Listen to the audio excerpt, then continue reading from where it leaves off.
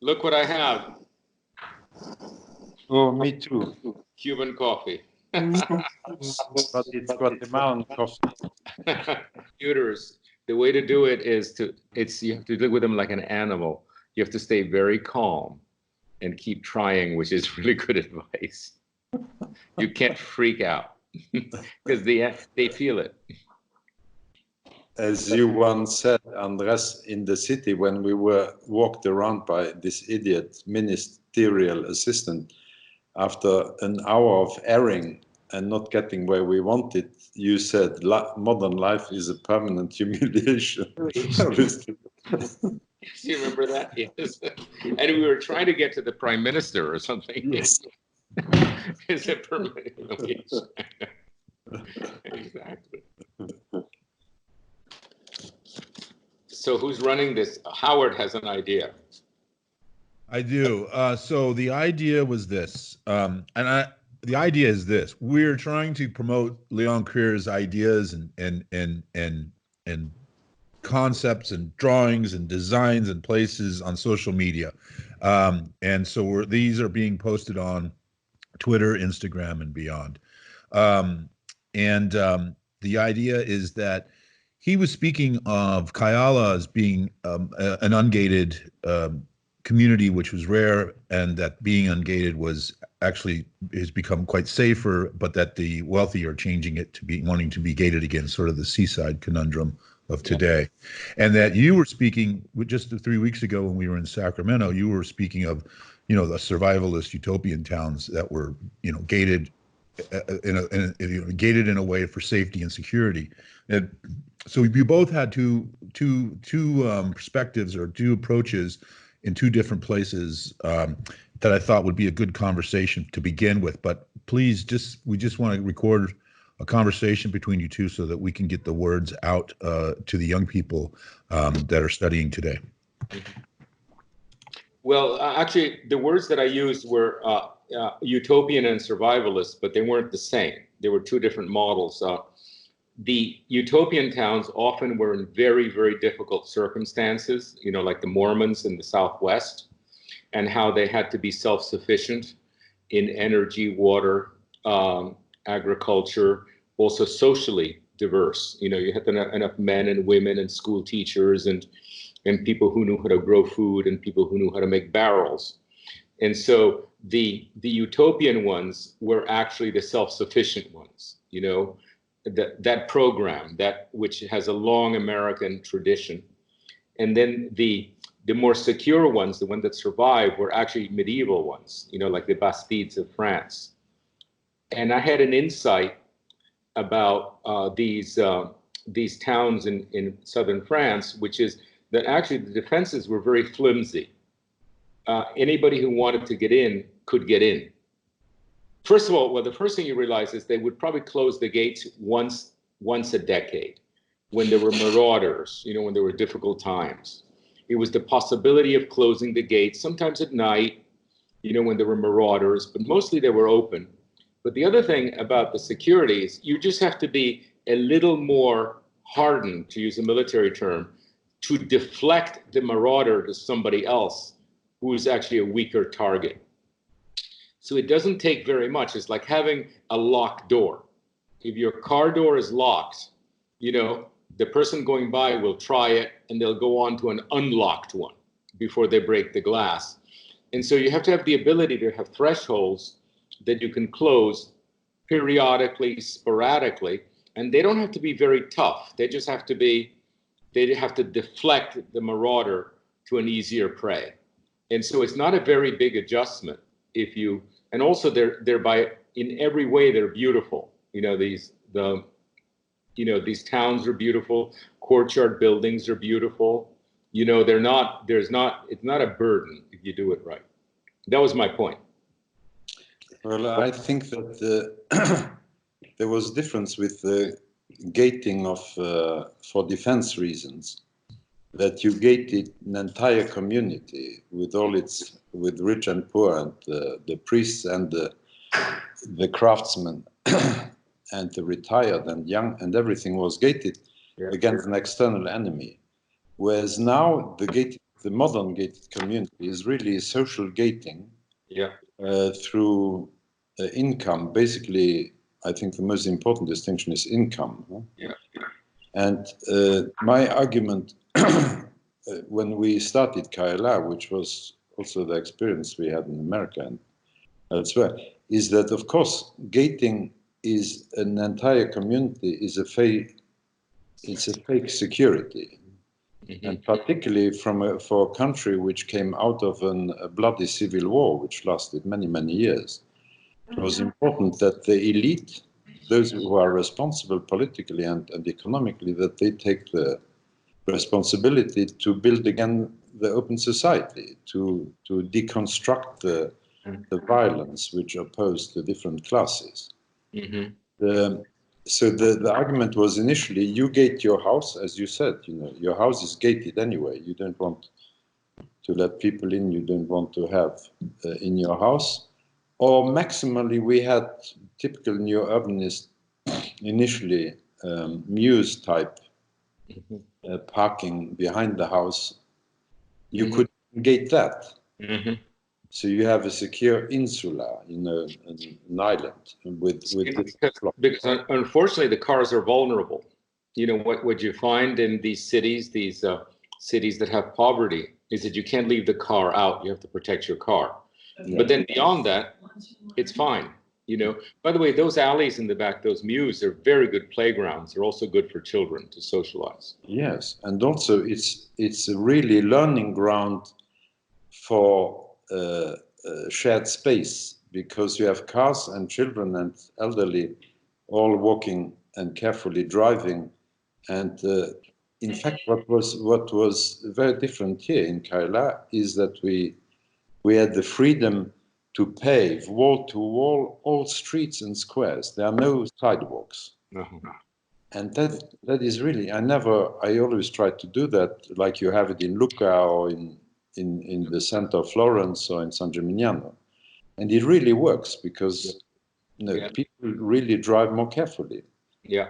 And it's only when that term was formulated by the Dutch planner, I forget his name, shared space, that finally people got it. Yeah. Yeah. And now there's, of course, a very large and a big initiative against this for Leo, the other thing that happens is the diversity that existed within a town or a neighborhood, that's necessary within a neighborhood, also exists or is necessary within a compound. I think there's going to be a shift from the individual house to the compound, the complex element of multiple dwellings, not just the outbuilding, but let's use the old term, but servants, caregivers, caretakers, young males, let's say. Mm-hmm. And so the compound, as opposed to the house itself, has a future. And there's an aspect of the compound that's interesting, which is, in the long term, as cars disappear, the garage is the most convertible space. Mm. It's the future space for work. It's the future space. Even if you're an architect, and you want to have an architect's office, the garage is the best place. Yeah. If you have a small workshop, the garage is the best place. So we should design garages and alleys actually as commercial venues. And the Silicon Valley laboratories started in supposedly. So did the Wright brothers, and everybody started in garages. Of course, they were very pleasant because they were for horses, so they were very nice. Yeah. The difference is now that we went from our initial plan was to have like typical new urbanist developments, 2-3 stories maximum, with muse parking. Now we lost control for several years of the project, and they decided to have very high density, what would be your T4 or 5, I forget what's in it. And by the way, Andrés, we must talk maybe at the end of this on Guatemala City Plan de Ordenación Territorial. Yeah. Which is an absolute monster, which you should really take on, because they misquote you. Yeah. They use your transact. I don't know whether you are aware of it. No. They used your transact and made a linear city plowing through the town for 33 kilometers. Yeah, yeah. No, that's something else. Let's talk later about, because it's an important point. But we have now, there's a part, there's a center with 3-story mixed use, and then an area which is mostly houses. Mm-hmm. But also now an area which is mostly built of these palazzine, the palafitos as we call them, which are these like Roman apartment buildings, which you know from Parioli and Garbatella and so on. Yeah. And they are really high urban density, but we have enormous amounts of parking, initially 1 floor, then 2 floors, and now we have some under construction with 3-4 floors. And now we have the pressure to build even more because of the sheer success. And so you have these colossal holes. I mean, the transformation of the ground here is absolutely, with the digging, the cut, they fill the whole canyon here. Yeah. Yeah. It's very interesting, Leo. One of the things that's happened is that that kind of thing in which density is the metric and quickness is the metric comes from the invention of the spreadsheet. Mm-hmm. We had clients that would entertain an enormous number of complex variables. Yeah. They would understand that if you took your time, you could actually make more money by having more diversity.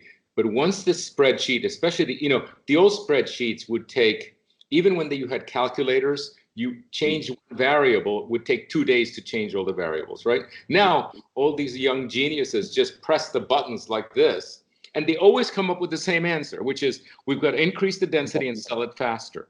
But for instance, to respond to that, we demonstrated like 3 years ago, under the pressure of this Plan de Ordenación Territorial, that by increasing density from 3 to 6 floors, we calculated what would be the investment and the return. And it was very little compared to what you had to invest and the risk, and also by throwing too much real estate in one moment on the market. But they don't care. They don't care. You see, by the way, there's a whole series of variables like those. Many, like the apartments having more light, or the access to the apartment being more pleasant, and all these things were highly considered when we started practicing. Yeah. Ever since 2000, I would say, let's say the year 2000, with the automatic spreadsheet, it's gone. It's gone. Like, our clients have spreadsheets for brains. They don't think.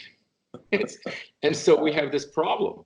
And by the way, if you mention something like, the experience of walking, from the car, or the sheer horror of the 6-story parking garage, right? They think you're highly theoretical, because the spreadsheet is the reality. It's absurd. It's backwards. The human experience is theoretical, and the spreadsheet is the only reality. It's been a horrible development. I mean, that is I think the central point of that is that who should define, who should master plan, and who should define densities. Now it's entirely in the hands of private developers and private landowners. Yeah. And my point is, or yours as well, is that private landowners or developers cannot act as agents of public interest and public good, common good. Yeah. Because the spreadsheets is what dictates them. Yeah. Right. By the way, there is a way, as usual, Americans lead with horrible ideas like the spreadsheet, but they also lead the reform. One of the things that's happened that's emerging from American codes is they're beginning to reward certain things because they cost less. Like, for example, there is speaking of the Palatini, there is a rule since 2018 that says that if you have 4 apartments per floor, and you have 3 stories, you only need 1 stair and no elevator. Okay, so that's so now the little palazzo with the 4-story, with the 4 corners and 1 stair is killer efficient, you see. So it's possible to manipulate the code to reward certain things. I remember your father with your father, when I met him first in 75 or 76, when he saw my proposal for Barcelona, he said, "This is the winning idea." I mean, he didn't need much time. That is the winning idea. It is absolutely, yes. Because Because, Barcelona, Leo, what happened is all your early 4-story, three and 4-story buildings that you've been, sorry, back in the you are 70s, 80s. frozen. The what? You were frozen. Am I on? The early ideas, your early sketches, never worked because of the requirement of the two stairs and elevator. Like they always had to be connected to larger buildings. Now it's back. Poing Nord and your plan for Washington, with the 2 palazzini, all those things since 2018 are possible now. But where are these codes being legislated? It's a public legislation. National. It's a building code thing, not a zoning code. It's a building code. It's a national building code. Wow. Yeah. We are here in Guatemala. We are like 20 years back. Yeah.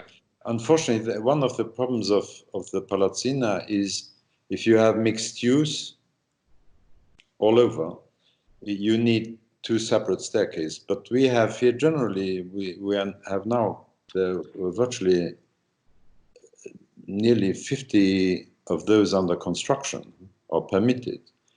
And is that we have generally all ground floors of public use, which has the advantage that they don't need a staircase.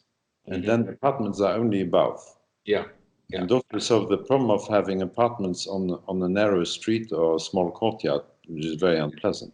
Yeah. On the other hand, I find that exactly of building in some conditions which are not so favorable allows to have a mixed pricing of the real estate, so that the lower floors would be less expensive for rent or for buying, so they would allow younger people to buy into and right.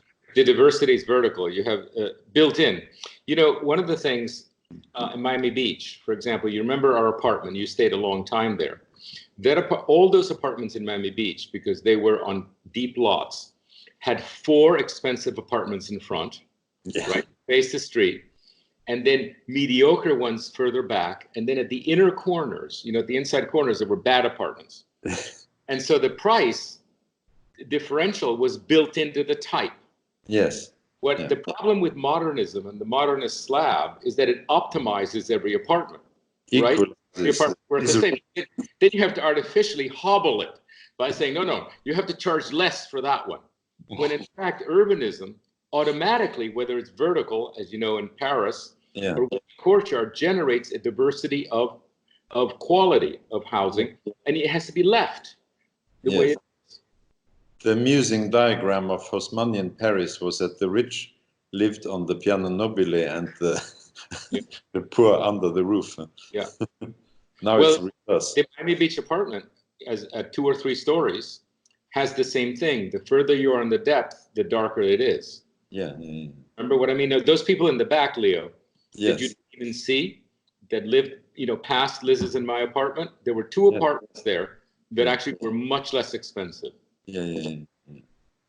This intelligence, this DNA, which is inadvertently intelligent in some way, is and so our building had younger and older people, and richer and poorer people. Same building. Yeah. Great.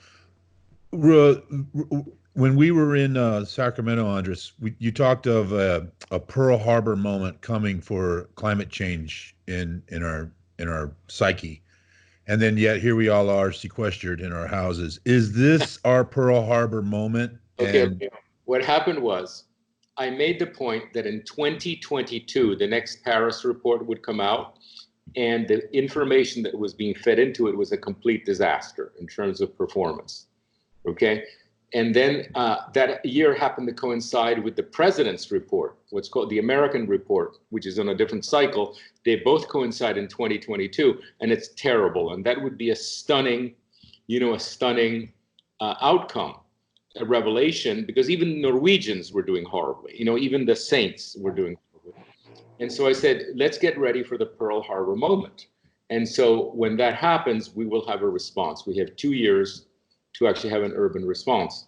turns out that this virus is actually the Pearl Harbor moment.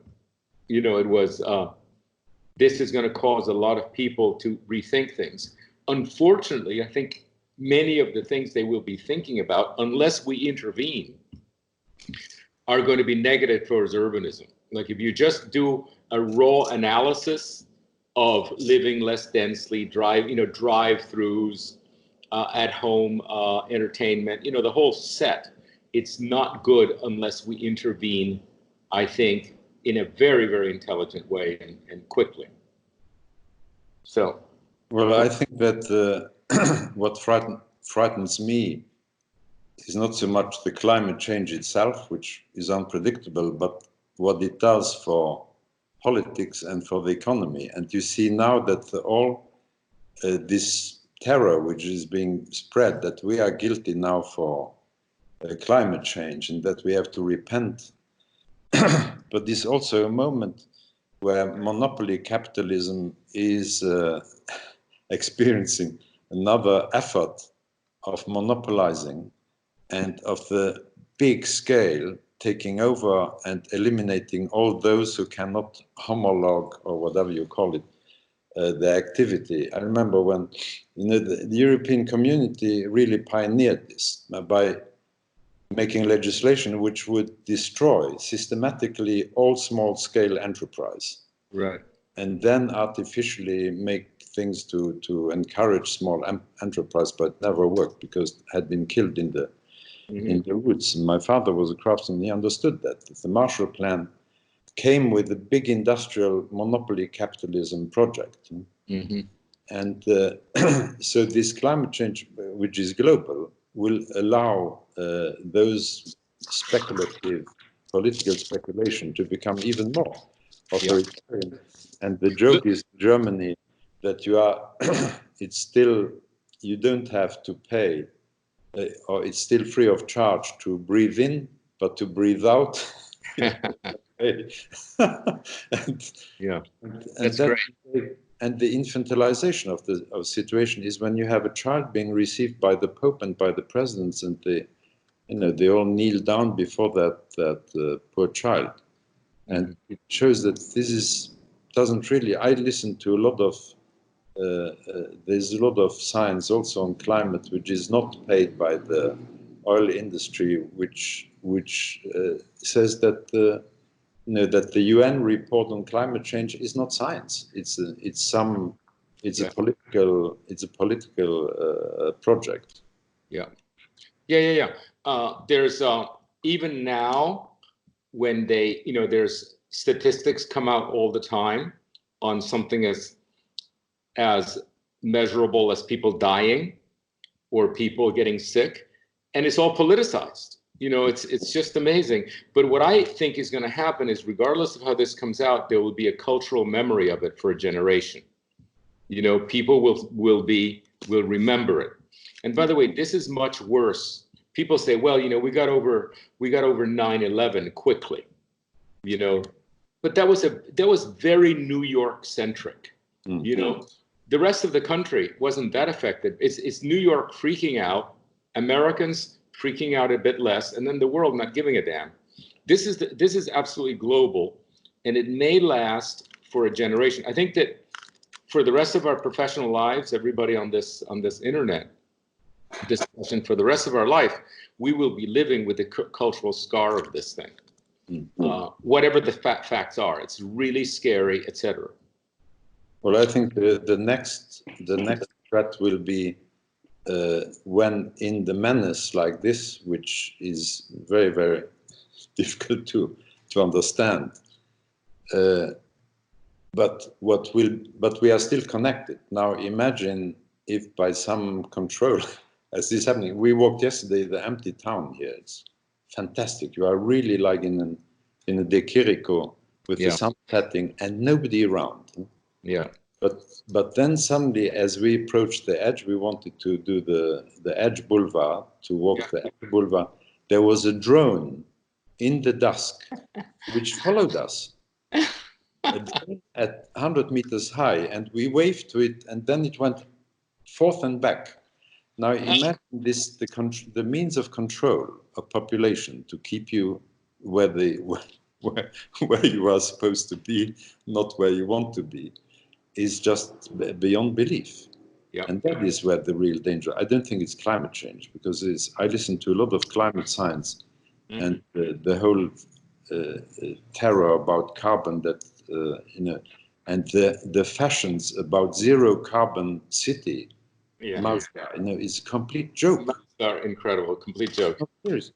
You can't have any civilization or any human life without production of carbon. Yeah. And well, there are a lot of sucker fish, a lot of people making money off it, and that's what drives it. You know, the single greatest example of this in our profession is lead. You know, that is extremely biased to high tech, because the big companies love it. Like, you can't make a window anymore. You know, you cannot make a window even locally. It has to be done by Saint-Gobain with three panes, and then you have to get the U-boat technology to close the window. You know, it's like, and to ventilate your house. Yeah. Do you know, now they're saying, you know, in your house in Uzès, Leo, I just got, you know, which has some humidity problems. Now they're saying that we have to put vents in all the doors. You know, we have to stick vents in all the doors, which I'm resisting. I said, why don't you open the fucking doors? You know, it's like, excuse me. But, you know, I thought we were just being told that doors have to be hermetic. We spent 10 years making hermetic houses, and now I have to pay for vents to put in the doors. Yes. Well, so what's next, Howard? What's next is you're talking about doors and windows. Andres, I believe you bought Leon's house in France. My question is did you remodel anything?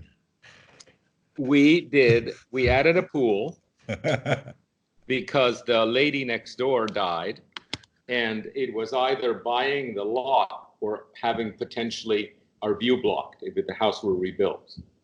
So that was forced on us. But also, what else was forced on us? They said a house of that category in France cannot sell without a pool. You know, the realtor just said, fine, but you need a pool just to sell it someday. So we built a pool, and which is finished now. It was a nightmare to build it, but we also did something, Leo. We added 2 more bathrooms upstairs, and walk-in closets. And I have pictures soon. I have also to interject that Andrés was our only client.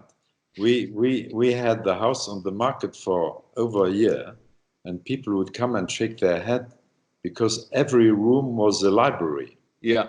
Inbuilt with plaster, hard plaster, inbuilt shelves. Yeah. What do we do with all those shelves, you know, for books? We don't have so many books. It scared people because it was a threat. Yeah. And by the way, it was very handsome. Once the books, the books were very good looking. Actually, when you look at the old photographs, the wonderful books. But what happened was, it was very, very beautiful when we repainted the shelves, and the pattern was beautiful, dark and shadow. The problem is that every visitor, by putting all their clothing and their underwear everywhere, turned every room into a slum. It was a complete slum. So we had to build closets. It was actually disgusting. You know, laundry hanging everywhere. It's like Napoli. You know, we had to. But we're just finishing it. You know, we never asked you to come back until things were finished. But actually now, although I've never seen it, I haven't seen it because I haven't been there for a year. It's now finished, actually. Great. Yeah. One thing that we talked about, or you brought up very beautifully in Sacramento too, was that I embrace too much dogma, and you're challenging a lot of the things, Andres, that you had done. You know, you had worked 30 years ago on, such as streets and street frontages, and every street having to have a specific designed frontage, and you've moved past that. Is there anything that either of you could talk about that you're doing today that's a challenge to what you had done, 20 years ago? What I actually said, there's a difference between the doctrine, which is necessary to move something, a mass movement, and which was flexible. And what I found is that my friends would not even entertain success that we would sometimes find. Things that were, for example, there would be a site that had many trees that I worked with another new urbanist firm. And because they had to have a grid, they had to have a network, they killed all the trees. And I said, well, sorry, but the trees, this is why our client bought this site, is the trees. And so, and I just realized, oh my God, dogma has taken over. So that's where it came from. But I think that is really the way education works. That's it's bureaucratization of education. It's no longer a knowledge which is acquired through apprenticeship in the practical world, but it's acquired by theory. And bourgeois education, 19th century education, really changed education from apprenticing in the real world to a world of theory. Now, very few people are gifted in theory. There are people who are gifted in theory, but the great majority of people have a practical intelligence. Some people are good in playing the piano, others in cooking, others in growing trees. But very few people have intellectual, theoretical intelligence. But in order to live in the real world, you need practical intelligence. And that is what's mostly lost. And that is what you need to build a bureaucracy which is brainless. And unfortunately, I think we should talk about this, because democracy, what about democracy? Because democracy, God is dead, but democracy has taken a position of divine status, which is holy and can't be criticized because it's the superior good. Well, what happens, Leo, is that it's actually an American conceit. It's charming, actually, that democracy does everything better, when democracy only does some things better.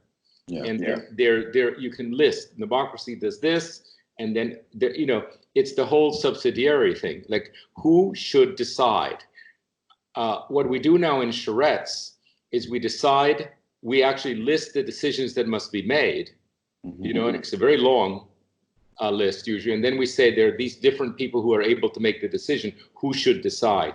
And sometimes we assign it to the block, sometimes to the household, sometimes to the governor, and sometimes to the United Nations, and it calms everybody down. I think what most people object to is that the decision is made at too high a level, and or too low a level, actually. But I think that actually the charrette, your experience with the charrette, is actually a good example of where democracy can work. It also worked very well, who designed the Starfighter, the famous, the Lockheed man. The Skunk Works. The Skunk Works, yes. Yeah. These people, Kelly. Yeah. Kelly Johnson or something. Yeah.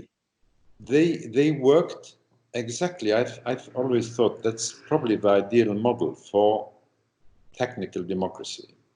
That you bring people who are intelligent and practical in different matters, you bring them together for a short time, and they then bring out a product which is better than you could produce by yourself, even if you are a genius. Leo, the model is actually, everybody knows it. It's how you how you make a movie. Yes, everybody knows that, how that's done. Yeah. Everyone does his work for a very short time to the maximum profit of everybody. And the team is assembled specifically for the movie.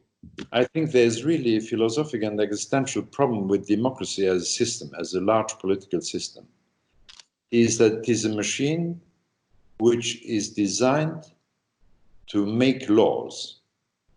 And laws need to be administered, otherwise they are useless when you have a large quantity. And when you have, for a town like Parma, you had already the draft Piano Regolatore had over 800 regulations, recommendations, and laws. This was before it was even finished. Now, in order to administer such a nonsense, such complete ridiculous thing, you destroy individual responsibility. Yeah. And I mentioned yesterday that, you know, master planning should be done by one person and talking to one client who must be a public figure, who has public responsibility, and who takes the responsibility on his back and he associates with his name. And actually the best projects are always, which we know, are always associated to one person who behaves like a public, like a city founder, like Robodo.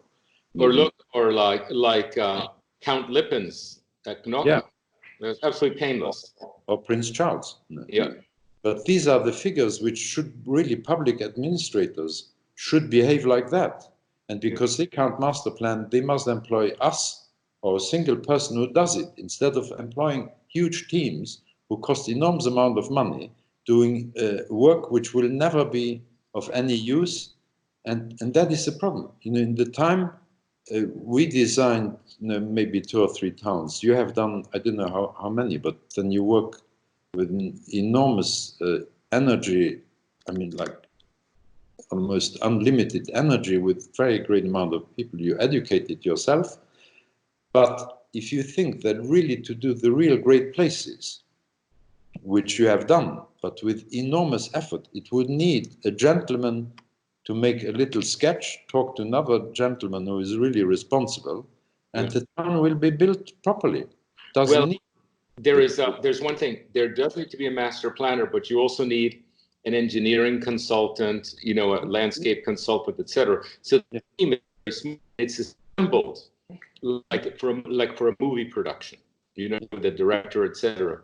No, the analogy of how a movie's made is worth. A new charrette may be much closer to a movie, to making a cinema, and we should speak to Irene about that. I mean, you've got somebody right in the household that maybe she can come up with the analogies. You know, very exact analogy actually. But what about democracy as a system? How? Because that is where the missing link is really, that we have done the work for physical planning and geographic planning, the ideas. You don't need more of that. But where's the political thinkers? Where are they who have done that work, which we can fall back to when our systems are really falling apart?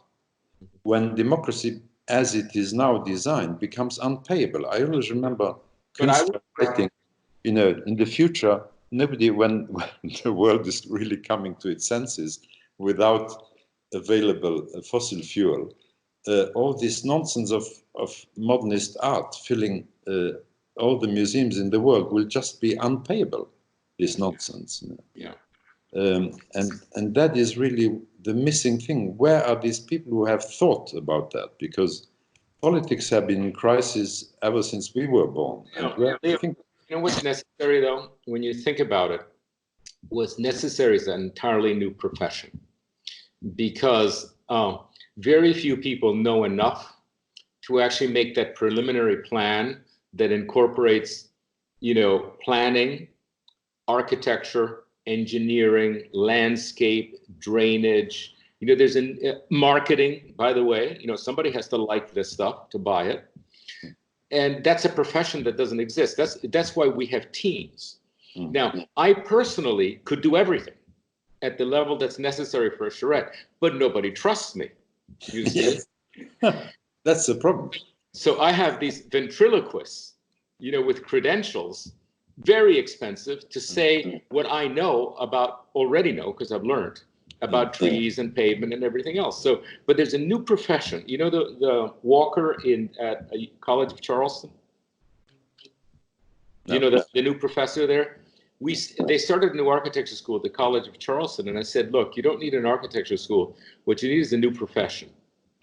And it has the advantage that if you do start a new architecture school as you want to, you will be destroyed by the vetting agencies, you know, by the agencies that have to consent to your program. You know, they will kill your program with all the bullshit. And so don't do that. Just get yourself a new profession, and then send them for last finishing year to SCAD in Savannah to get the degree. But do the first 3 or 4 years so that they know just enough about engineering, landscape, architecture, construction, marketing, finance, and then send them somewhere else to get a little degree, with just a trimming, as it were.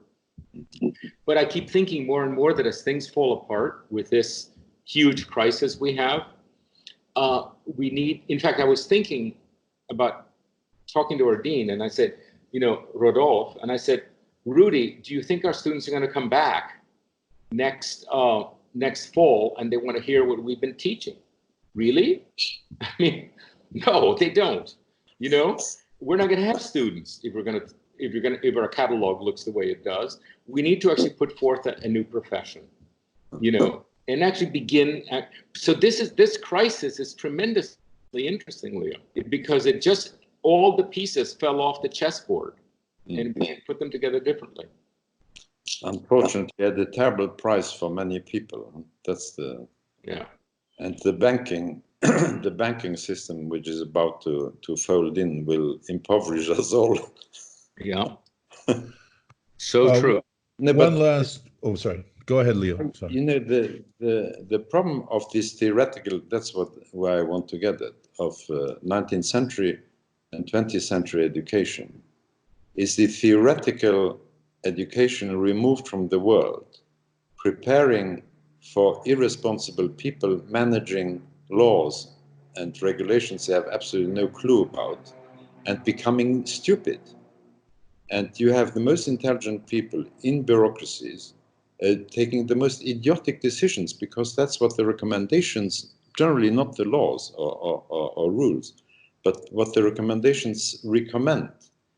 And then, which produces terrible environmental mistakes, and that is where I think the real missing element is.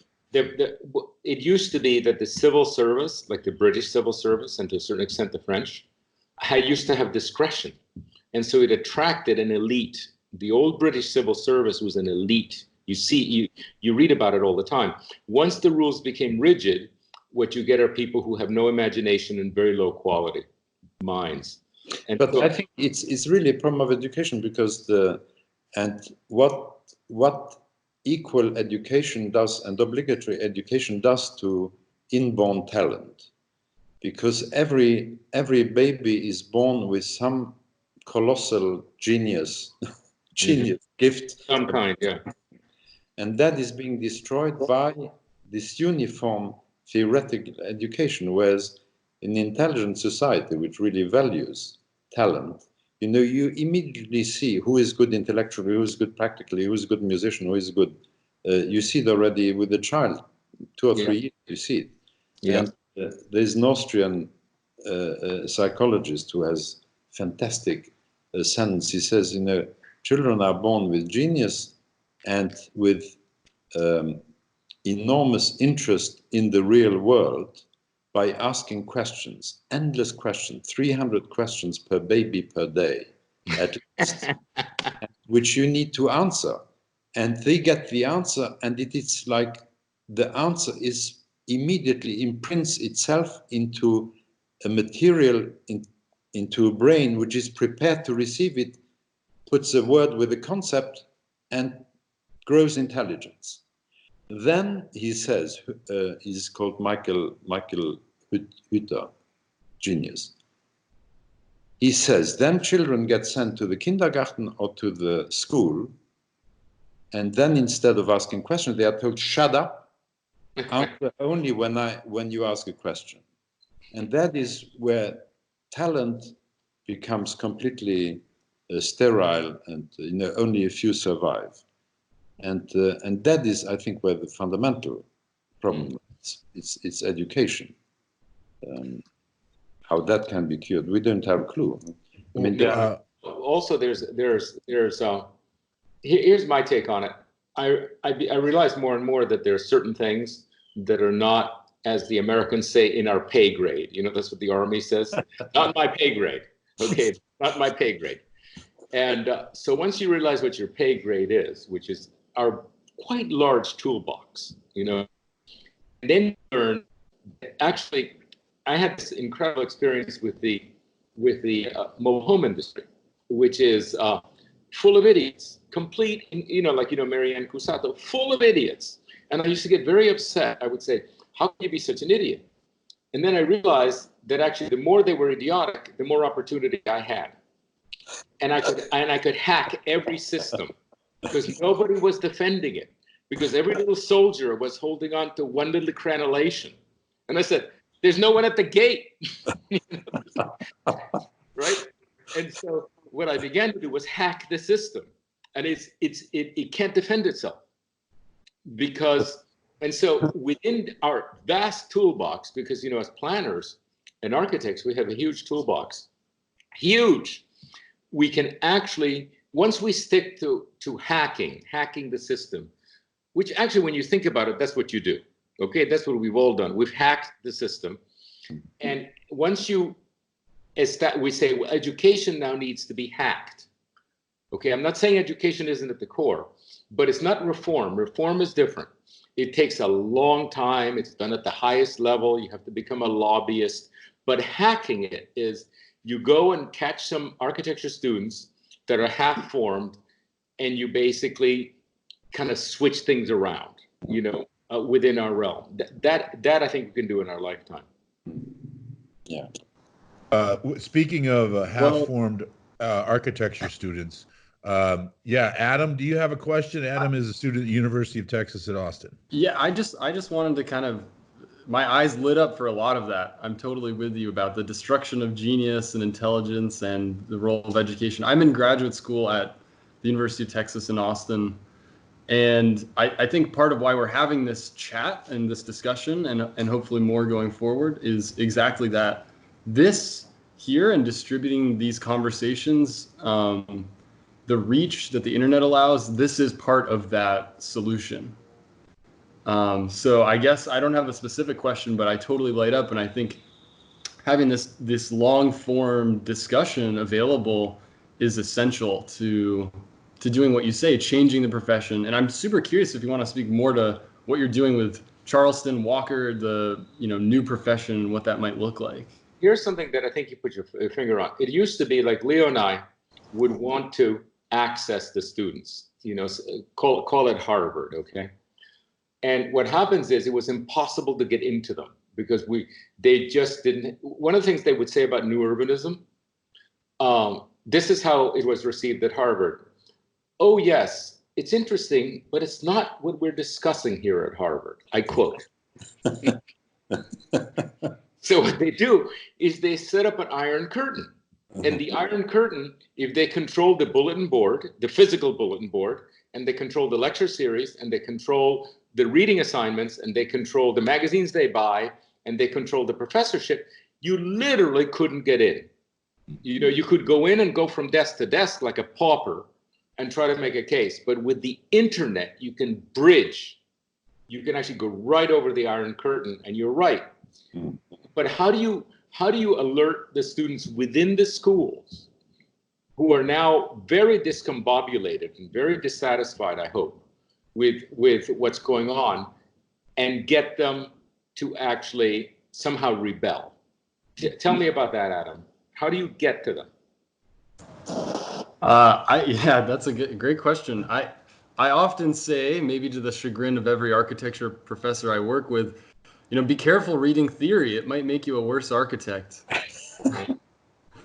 Not because theory is not great, but because so much of theory kind of leaves students with vacuous, sort of very confused, it seems. They don't know what they're doing. Yeah. I don't know what the answer is, but I basically, my experience and how I've come to much of this, is basically being on Twitter, being on Instagram, digitally. There's a huge demand outside of architecture is actually where the interest in these urban spaces is coming from. A lot of it is coming out of Silicon Valley. I don't know if you saw at South by Southwest 2 years ago, Elon Musk is discussing you know, his ideas of urbanism on Mars. And so there's this sort of popular consciousness that out there of people very interested in young people, you know, that are very interested in living in the East Village or these wonderful urban spaces. And they're kind of curious, like, why aren't we building like that? Why are these places all old? You know, where do we find beautiful places to live today? And so I think attacking it not from the angle of getting to architecture students, but actually, you know, engaging in the popular discussions of, yeah, you know, what would a new urbanist development look like on Mars? Or, you know, attacking it from this point of view that's really compelling and sort of get them before they go to school. When I saw Musk's project for Mars, I thought he needs really a better architectural consultant. What's interesting about these kids is that when you tell them about Mars, they get excited. When you tell them about, let us say, Iowa, which is right here on Earth, they say, "Oh, never. I couldn't give a damn about Iowa." That's, you know, they're so prejudiced against the possible, you know. I remember I had a student at Yale who, you know, students write appreciation of their teachers after the term. And she wrote, "This was my best term in school, but Professor Krier explains too much. No, I don't want any explanation. I want to know how to do it. Yeah, yeah. How and what to do. Yeah. Because they are not interested in theory. We had to become theoretical because we were battling against an idiotic, completely insane, inhuman theory. Yeah. And that's why we became, I'm not gifted for theory, but it was absolutely necessary. When I confronted Jim Sterling, who was then the star architect in the 60s, and he had no theory. He had no clue what he was doing. He was jumping from project to project, no clue what world he was building with his projects. Huh? Yeah. And I think that's really where there is now a general, also in England, you know, this thing of Commission for more beautiful and better Britain. There are ministers who protest why architecture is so awful. And in Germany, the reconstructions, which are all about to do with beauty. And I think the theme of beauty is becoming central. And what is beautiful, a beautiful building? Because one has been explained by postmodernist theory that beauty is just a convention, that it's nothing objective to it. Whereas we know, when we see beauty, that there is something objective to it. It's not when you see a beautiful woman, you are not wowed because it responds to some kind of theory, but because beauty is a living thing. It's the most important experience in life, and it has really been exiled from architecture. Mm-hmm. That architecture was not, beauty was not meant to be an element to plan, but was a result of what you do when it is functionally and politically correct. And then it's beautiful, whether you hate it or not. You know? Mm-hmm. And that's a false theory, which is now being questioned. And Roger Scruton has been slaughtered, you know, because he advanced this publicly, became the chief commissioner of the Commission for Better and More Beautiful Britain. Because the response is, the response is Stalinist. You know, it is, there's thought control. I think you would speak to any architect that is, let us say, has recovered from architecture school and they're willing to confront what happened to them. And they fuck with your brain continually, but also they do not permit actually to do a project. Like I remember I was at Harvard once and Max Skogan, you know, I said, I just went to a studio and I said, I've seen every single roof shape. I saw roofs that went like this, roofs that went like that. I saw a roof that took off from the ground, did an Immelman turn and landed. And the only roof I didn't see was this. I didn't see a roof like this. And this guy who was trying to be very cool totally lost it. You know, he just started yelling at me. "We do not do that here at Harvard." He was so tense about it. And here's what happens. You can't let it in. Like in a Stalinist situation, you can't let the alternative in because what you're doing feels like a failure. You have to control the edges. Like if, for example, if any school like Harvard would actually properly teach traditional architecture, an unacceptable number of students, in their opinion, would go to it. So they can't allow any of it, actually. Yeah. But you have to study Stalinist, because Stalinism is thought control. It isn't just, they don't control what you can say, okay? You can't even think it. It's different than just saying. Because you can say in Nazi Germany, you could shut up and you could hide, okay? But in Soviet Russia and in Cuba, you can't even think that way. And that's what architecture school is like. It's really terrifying. And, something, Howard, that would be very interesting is to get half a dozen of the traditional architects, like Steve Mouzon, et cetera, and have them describe what their architecture school experience was. They're astonishing stories. Yes. Unfortunately, there are so many countless theses and PhDs on incomprehensible points of theory, and there's nothing on the experience of teaching and being at the end of, being at the receiving end of architectural teaching, which is a universal disaster now for 4 generations, let's say. Yeah. And to record this, because we know the people who had to go through architectural school and being tyrannized by idiotic ideas and not allowed to think otherwise, but it's still there. It hasn't changed. It hasn't changed. And there are some teachers who allow it now to happen, but that's why Notre Dame and Miami, they are the only schools where it is not only on the curriculum, but where it is permitted. And that needs to change. In fact, you don't need architectural schools. Yeah.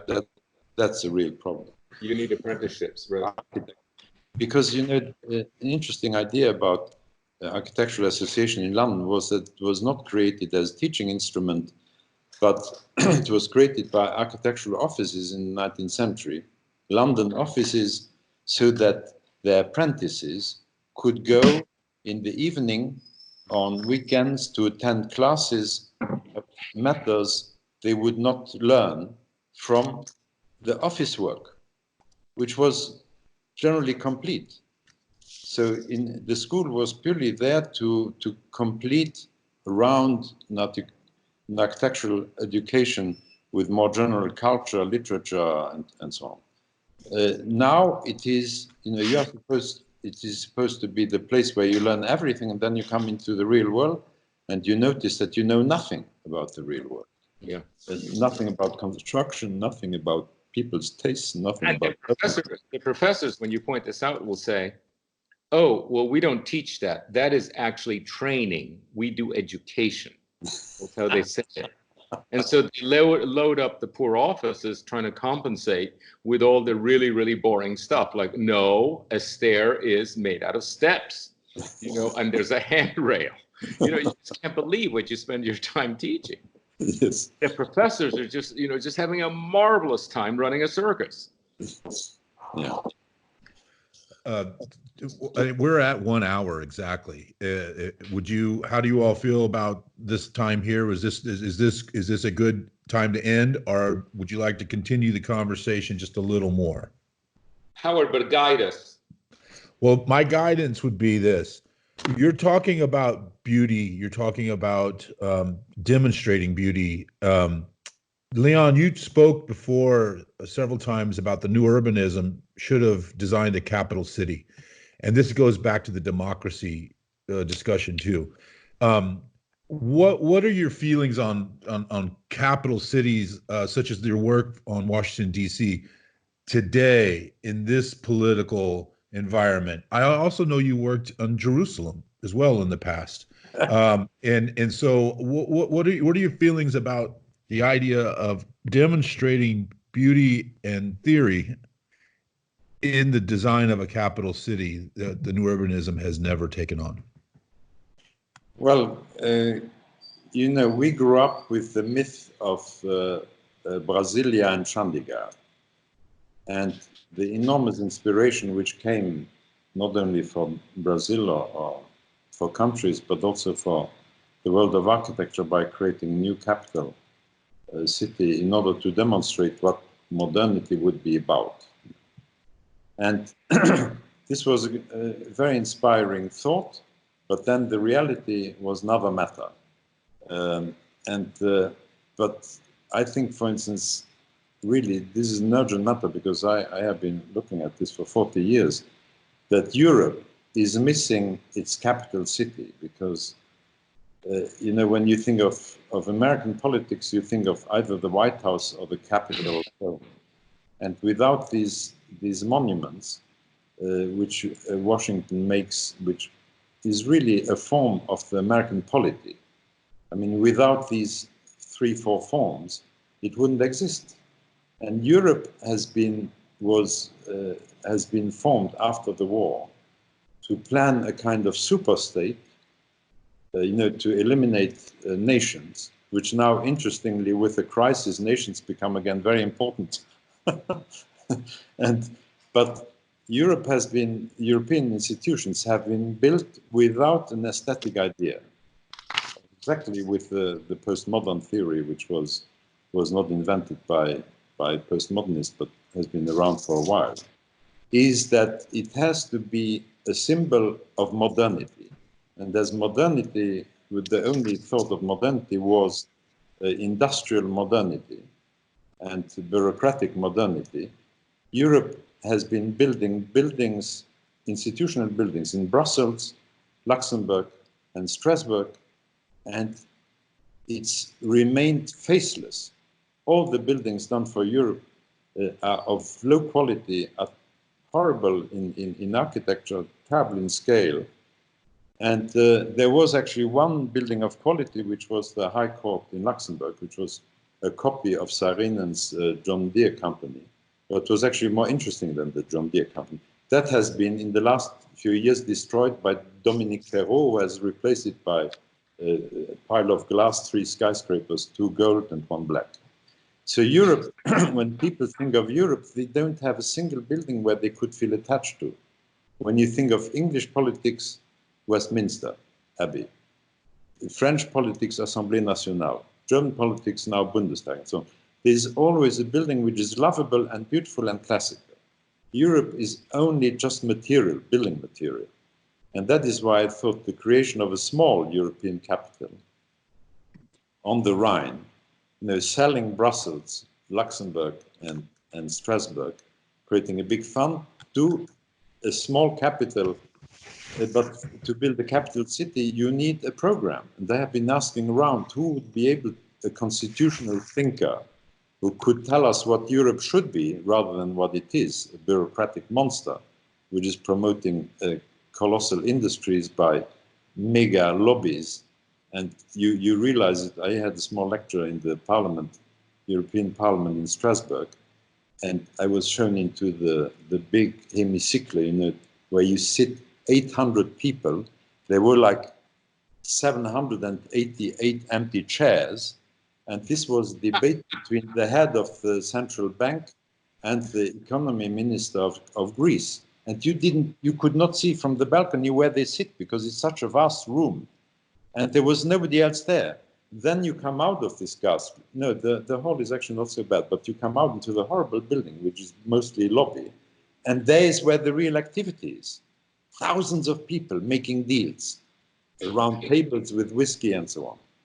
And because it's a big industrial machine representing where particular interest, either economic or financial interest, create laws completely against any democratic control, which tells you that from tomorrow you will have how many staircases in the building of this size, and how you have to insulate buildings, and what kind of plastic has to be for your glass bottle, for your bottles of water and so on.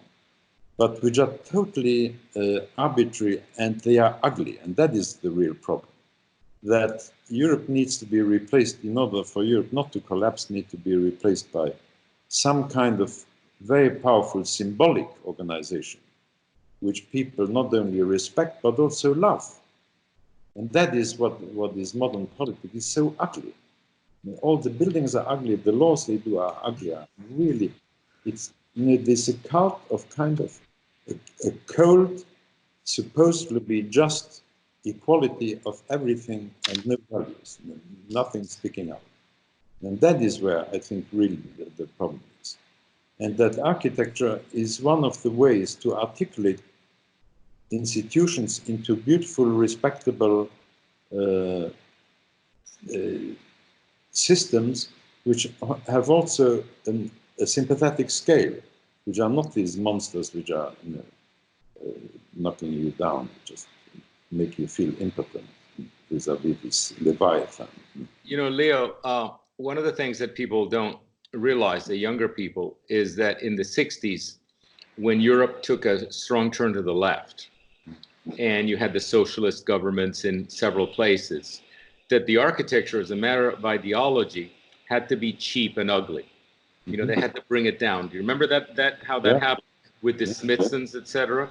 I just saw a film called the Carré film. It's an old one called Tinker Tailor Soldier Spy, and the sets were perfectly calibrated. They were perfectly selected to be of that very, very depressing modernism. And that's when you realize that it was on purpose. It was like socialism was not supposed to actually exalt the individual or even raise your spirits. And, you know, and we get actually the ideology permeated the architecture. And now what is not explained to me, is not explainable, is how the Perrault building, you know, 2 gold and 1 black, what explains that? Like, how does that represent anything in architectural theory? Because at the same time, you have to, theory's dead, right, Leo? We don't have to kill it. We just have to replace it. Yeah. I think modernism has been brain dead since Corbusier died. And when you go into his theories, he was not a great theoretician. He was a great artist, but he had no clue about theory. I mean, nothing stands up really. But it's something at work which I understood from, I worked, you know, to do the Speer book, that something was at work which changes people once you get into the numbers game, into production, maximum production. Once everything becomes numbers. For instance, Speer said, even if we had won the war, Hitler wanted Berlin to be the way he wanted it, but the rest of construction would have been modern architecture. Because once you have, you know, they had done this huge Bible you saw in my place on industrial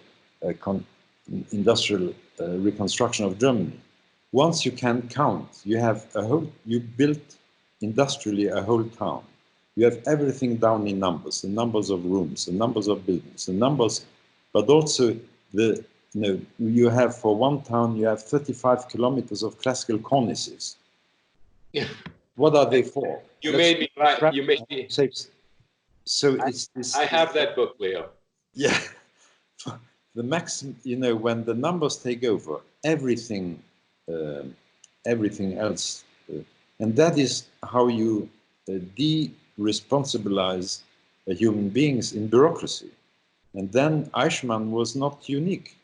You have Eichmanns in every single administration who don't know. They say it's not my fault. This is what the regulations say. Yeah, exactly. Whether you kill Jews or whether you kill trees or whether you kill climate, it doesn't really matter because it responds to some kind of numerical demand which has been legislated by parliament, which is democratic, and therefore there is no choice.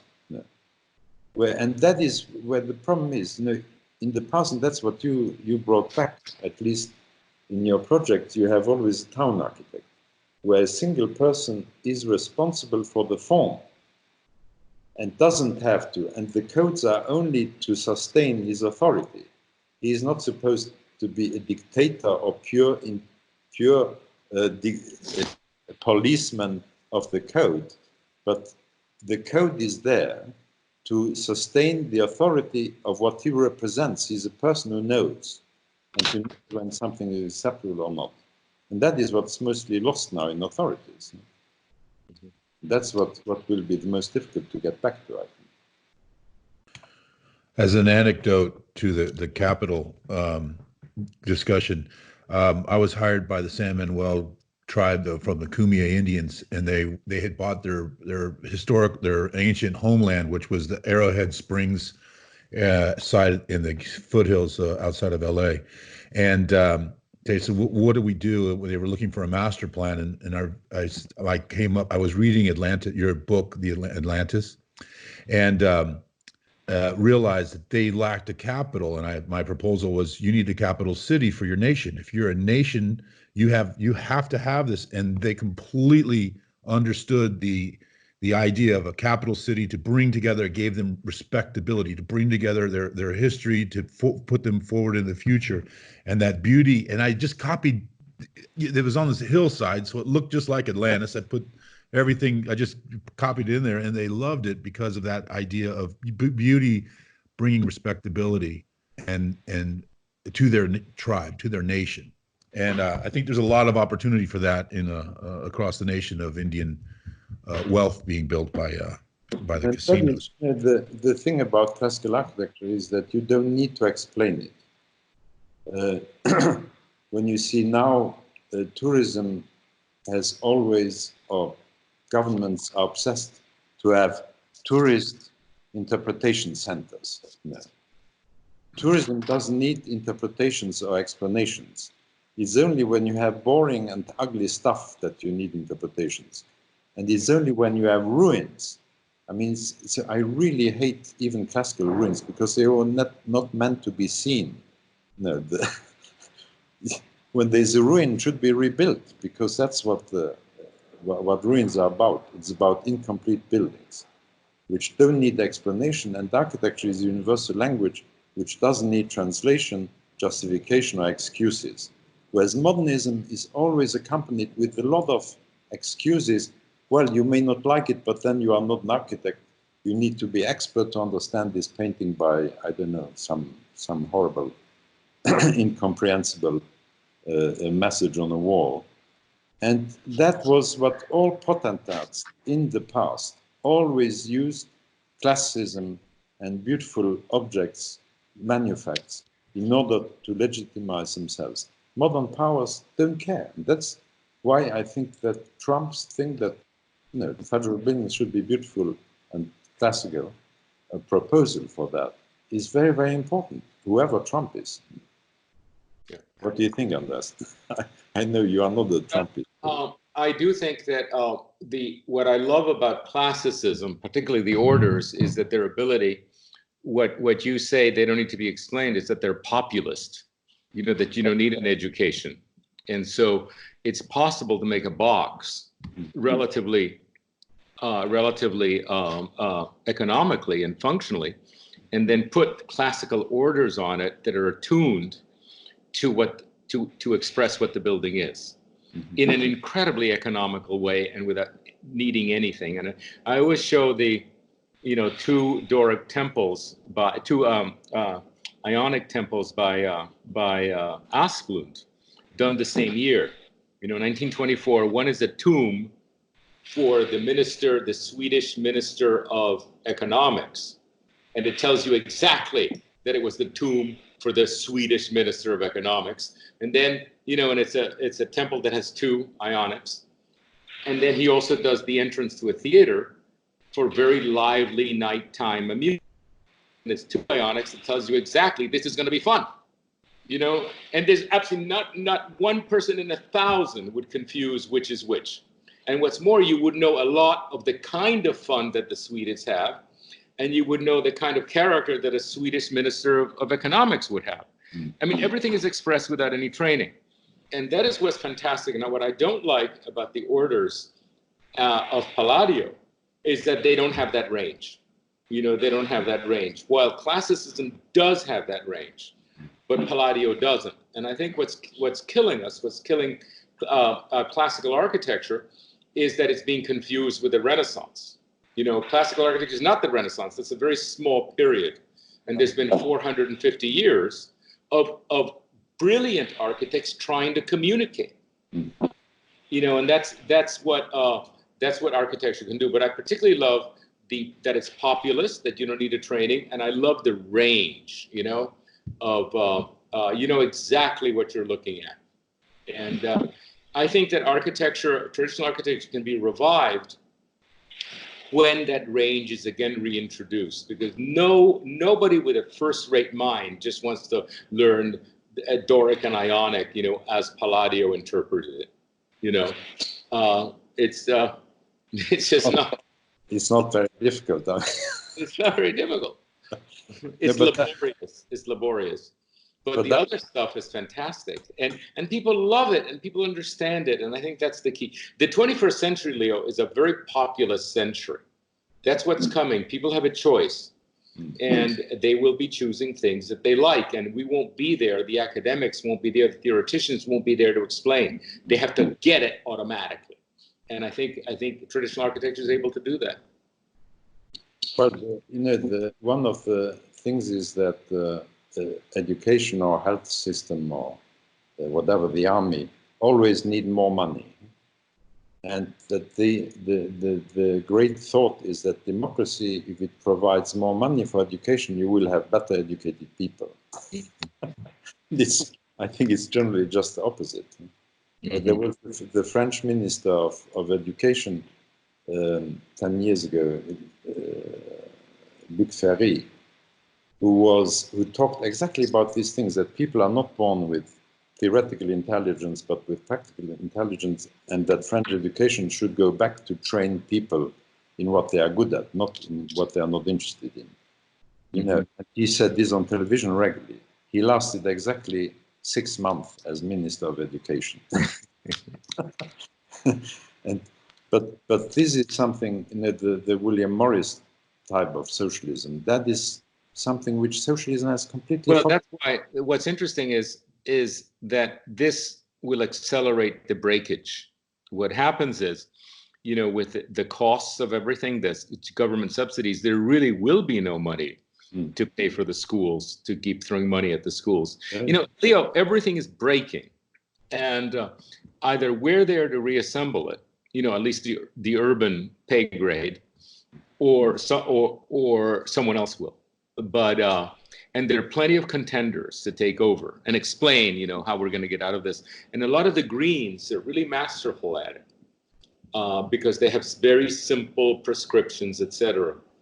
But this is a tremendous opportunity. This crisis is a tremendous opportunity. It really is. But I think that, for instance, when you see what happens to the Green movement in Germany, they are totally on the high-tech bureaucratization, militarization side.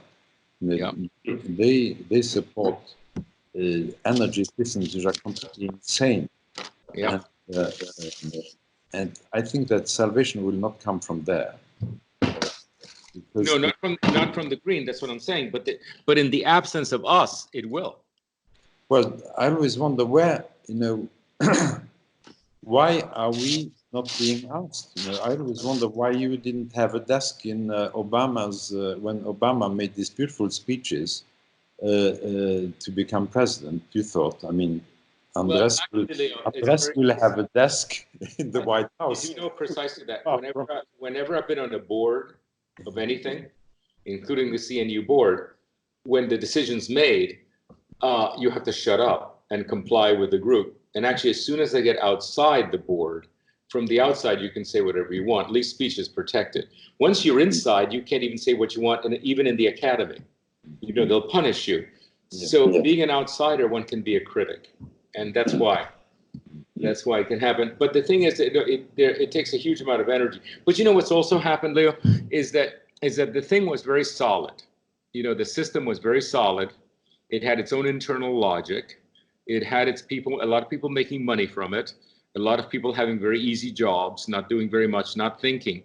And then we came in from the outside and said, you have to think, you have to have discretion, you know, et cetera. And even if it's excited, they weren't. What's happening now is that all systems are broken. You know, there is no money for bureaucracy. There is no money to throw at schools. People, architecture students, I hope architecture schools don't want to go back. that I hope they don't want to show up in the fall to learn more ridiculous theoretical things. And then there's an opportunity for us. I fear what we are facing will be, we were a terribly lucky generation not to have known a war on our own ground for 70, nearly 75 years. But the world is very violent place outside our protected areas. And what this could happen, I think, could be something like the 100-Year War. When you, Barbara Tuchman, Distant Powers, I mean, the 100-Year War. What happened to Europe in the 100-Year War is just that suddenly all systems which had been regulating society break down. And then it's no longer discussion, but it's really anarchy. And it's, the Mexican provinces which are violent will be not just Mexico, but will be everywhere. Mm-hmm. And so we may well look ahead to a very long period of extreme violent anarchy. Well, one of the things which we have to respond to, but actually it's the defunding of the institutions that I think is where the opportunity is. The students that don't want to come back and pay so much for nothing. The bureaucracies that are incredibly expensive and you can't afford them. That is the defunding of the institutions that I think is coming up. There's no money. There is no money after the $3 trillion. There's no money. And that's going to be, and people with lighter ideas and less expensive ideas, I think, have a chance. So yeah, I'd like to hear more about that. We're seeing the studies coming out that the virus on traditional materials on a small scale, like brass, copper, the virus isn't surviving wood. Traditional materials are kind of having their light moment of they're safer. Paper bags in the grocery stores are much safer than plastic bags. The virus lives 2 weeks on a plastic bag, and it lives 48 hours or less on a paper bag. I love it. So we're seeing all of these things on a small scale. By the way, on wood, it's only 3 hours. Yeah, it's so obvious that these are the things we need to be building out of in hospitals and many places and in public gathering spaces. But I'd like to hear more on the urban scale. What your thought, your sort of immediate reflection on the benefits of more traditional urbanism versus the hyperdensity of the skyscraper or the sprawl of suburbia. I'm curious. Could we have another one on that, another entire hour? Yes, and we'd like to get Steve on here too. By the way, next week we'll know more, and 2 weeks from now we'll know even more. Yeah. So we really are early for that. I think it's gonna be I think our response, if you were to ask me now, would seem conventional in 2 weeks. I think it would sound radical now, but in 2 weeks it'll be conventional. You don't want to be the radical today? Oh no, I'd rather be super radical. Well, we are at an hour and a half, and so I think that the conversation we just had was phenomenal. Leo, do you have something to say? There's too much to say to wrap up. Yeah. We don't have to wrap up because Adam can edit. See things that you've written everything down with perfect clarity, and people don't even know that you've written that book, all your books. I mean, it just drives me crazy. We have to continually be talking heads. Right. Well, it's all there. Why do we have to be talking heads all the time? Let me say, Andrés paid for the publication of this book. Yeah, I was tired of repeating it. No, but it's true. It's true. I think you need to, maybe all that stuff needs to be posted, actually. But listen. It is being posted. From now, are you kidding me? 2 weeks from now, it's going to be much more interesting than now. And I think we should do it. We should come back in 2 weeks. I mean, we're going to be that's here. The goal of this. Leo's going to be right there, and I'm going to be right here in this room. Okay, so. And we're calling these the Cayalá Conversations, and we want to have as many as you're willing to have. Leo, thank you so much for letting us, barge into your life. Andrés, thank you. Leo, where are you? What's that room you're in? We are in the highest building of the new district called Lirios, which is the last quarter being built of the Paseo Cayalá. Mm-hmm. and the cathedral is they just built the 17-meter ring, concrete ring, at 17-meter high, to take the biggest dome in Guatemala, that was interrupted by construction. I mean, it's a rough site, but the building is very nice, designed by Pedro and Maria, and with my backing a bit. And unfortunately, I wish I had been caught in Uzes. The background would have been fantastic to be in Leo's powerhouse in Uzes. And you see, actually, if you see this window division in my back here. Yeah. I mean, this is what I have been correcting now for 40 years on every building site. They always get it wrong. That's what it's causing me. I must say, it's causing me some pain, your background. Because even at the school in Miami, they got it wrong. Oh, yeah. You know, if you have an arched window, the center must not be in the center of the transom, but on the transom, so that the glass opening is half round. Otherwise, it looks awful. Yeah, and what about the valance sitting on top of it? The what? The valance, the little cantilever right on top. That's enough. But here, we have control of the interior. As you know, I gave up even Hungary interior. Well, the schools don't contribute anything. You have to be running an architecture education, remedial architectural education. It's also the engineering and the salespeople. The salespeople are the most influential here. I've been trying to have big loggias for every apartment. No, it's not sellable, because the market doesn't know this. But markets begin to, once you do them, they are intelligent. Well, especially since you're supposed to be outdoors for this virus. It's fantastic. No, but also it's fantastic climate here for living outdoors. Yeah. Anyway. Yeah. Well, thank you all very much. One more thing. Please. Let's talk about Leo's Corbusier, rethinking the Corbusier next time. Let's see what's behind that, okay? Let's put that on the topic. Can we, are there images? I have a few images to share. We can begin to put some imagery into this as well while you're speaking, and that might be helpful as well. Yeah. Yeah. Great. Okay. Well, Adam, you're on mute. Adam, you're muted. Yeah, Adam, you can send some images. We'll put them up as we talk about the book. If you have a few sample ideograms of yours and other things. I think I have the following. Go ahead. I send them to Howard. Yeah, and I'll get them. Thank you very much. I really appreciate this. You all have a great day, and watch your email. We're going to circulate this. We're going to distribute this. We want people to hear it. It's going all over Twitter and Instagram right now, and I know it's a good thing for this. Okay. See you. Bye-bye. Bye. Bye.